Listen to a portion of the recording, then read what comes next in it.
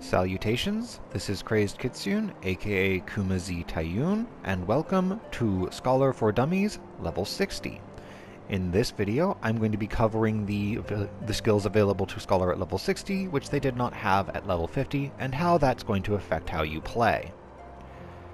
With the introductions over with, let's get to the new stuff. First off, let's look at their traits, because we have a couple new ones. At level 54, we get Broil Mastery, which causes Ruin to be replaced with Broil. This is why I could not demonstrate Ruin in my level 50 video.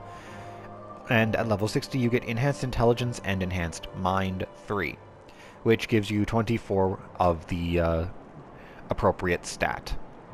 Yay! More power! Now for the skills.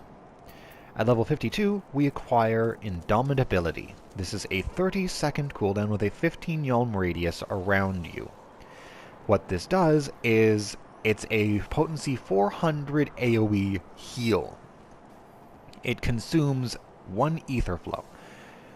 Scholar's area healing game is a bit on the weaker side, as you may have noticed, but they can still generally handle what's going on.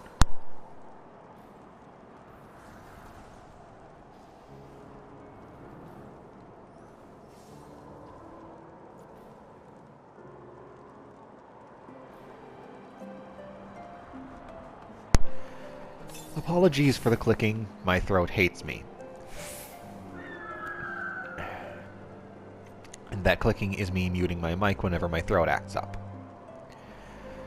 Alright, now at level 54, the same level you get the Broil Mastery trait, you acquire Broil. This is a global cooldown spell with a 12.5 second cast time. At level 60, it costs 530 MP, and it is a potency 190 attack. The reason this replaces Ruin is it's just a flat upgrade to Ruin. Ruin 2 still remains because you might need to do running around and attacking, possibly. At level 56, we gain Deployment Tactics. This is a 2-minute cooldown with a 10-yalm radius around the target.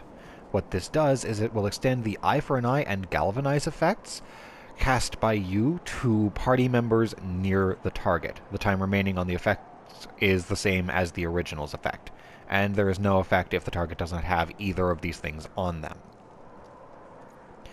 This is a skill you will typically see scholars use at the start of major fights. They'll throw Eye for an Eye and cast Adloquium on the tank, and then deployment tactics that onto everybody so that everyone has a nice bit of defense on them for any starting raid-wide damage that might happen.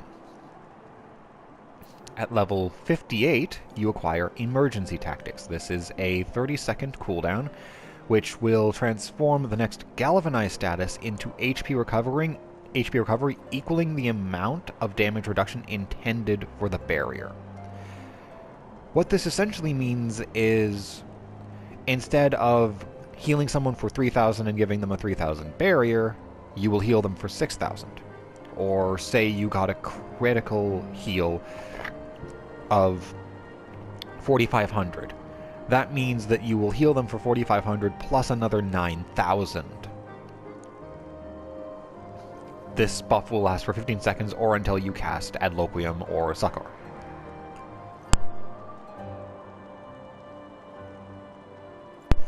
The final skill you gain at level 60 is Dissipation. This is a 3-minute cooldown, and it is your emergency healer mode. It will dismiss your pet and give you full ether flow stacks, and also increase the potency of your healing magic by 20% for 30 seconds. You cannot summon a new pet while Dissipation is still active. You use this when things are getting really nasty and you need big heals. Hence being your emergency healer mode. So, without further ado, I have EOS over there for the purposes of demonstrating deployment tactics. So, Adloquium, Eye for an Eye, Deployment Tactics. I now have those effects. Ordinarily, a scholar cannot give themselves Eye for an Eye, but they can do it if they use Deployment Tactics. Alright, next. Emergency Tactics. Big Heal Go. Yeah, you saw the double Adloquium heal there. Alright. Now... Oh my god, the tank is taking enormous damage, and I need to heal them really hard, really fast. More than I can do with just pure Lustrates.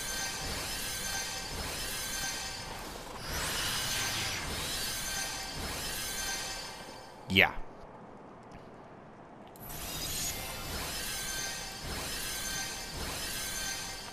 You get some pretty big heal power when you use Dissipation. It's generally an emergency thing, so you hopefully don't need it much.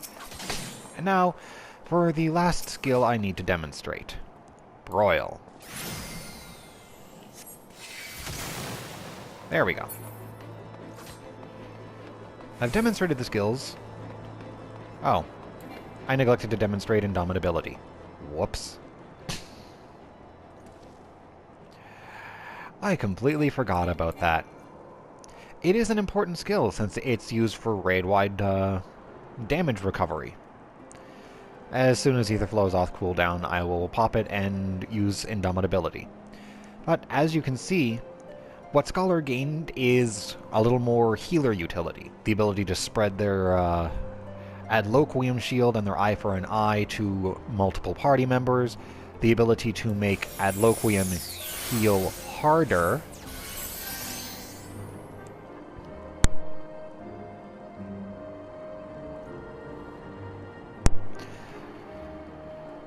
The ability to dismiss their pet for massive healing power for 30 seconds. Alright, now that I have Ether Flow, Indomitability! Yeah, it's a pretty decently strong ability to have access to. It has no cast time, so you can just use it while running. And it does help improve Scholar's area healing, though they still fall short of Astrologian and White Mage in terms of pure area healing power. But that's because Scholar's focus is single target and shields. That's their whole deal. They have massive single target healing. But I've covered all of the new skills, and they have not that big an effect on things overall, other than giving you a little more utility, some emergency mode, and a stronger attack for when you're DPSing. So, I hope this video has been informative and helpful. If it hasn't, well, I'm sorry about that. Until my next video, goodbye.